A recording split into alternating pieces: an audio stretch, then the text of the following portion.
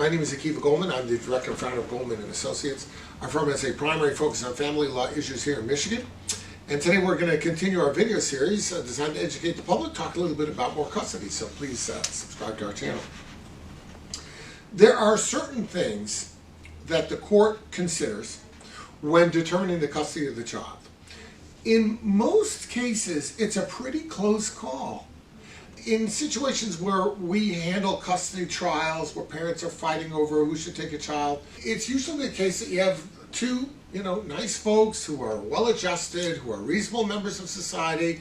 Maybe they both have, decent jobs. Somebody makes a little bit more money, somebody makes a little less, but it doesn't really matter. The wealth of the parent is not a factor. So, in most cases, it's pretty tough. It's pretty difficult for the court to choose between one and the other, and the court always has the option of saying, you know what, these people are pretty much the same all the way around, so therefore one is not a better custodian than the other. We're going to award joint custody, and the court can do that. Well, I'll tell you one thing that the court does do, and there's different judges looking at different ways. The things that the court can do to rule someone in or out, those are typically things that jump off the page, so to speak. So for example, if one parent is guilty of abuse or neglect of this child or another child, it's going to jump right off the page. The court's going to say, wait a minute, all things being equal, this one's an abuser and this one's not. Guess who's getting the custody? It's not going to be the one who abused the child. There's no question about that. So if you're looking at it and you want to bring forth evidence that'll support your case, it is appropriate for your attorney to cross-examine the other witness and bring forth the evidence that there's a history of neglect or abuse. Substance abuse is a big thing also.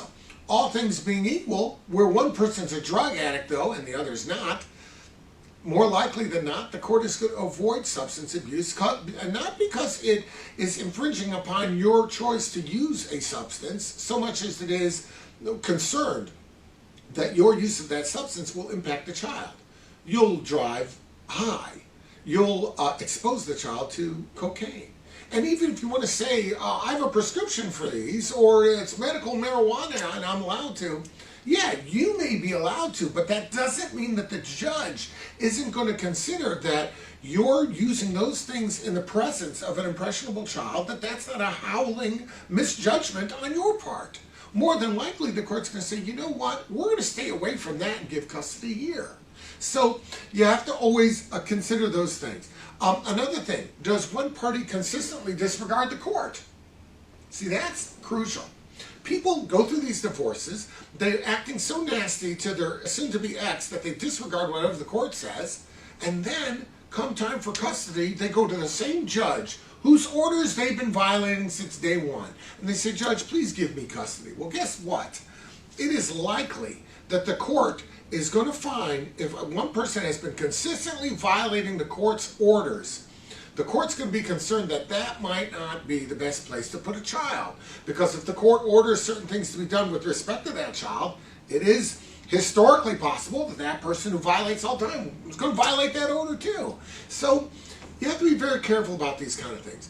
When you're involved in these things, it's a great way to lose custody is to not listen to the court, engage in activity that's abuse or neglect of the child, engage in activity that is bad for yourself, like drugs or alcohol or things that may impact how you parent. If you've got those things going for you, it's likely that the court's going to say, you know what?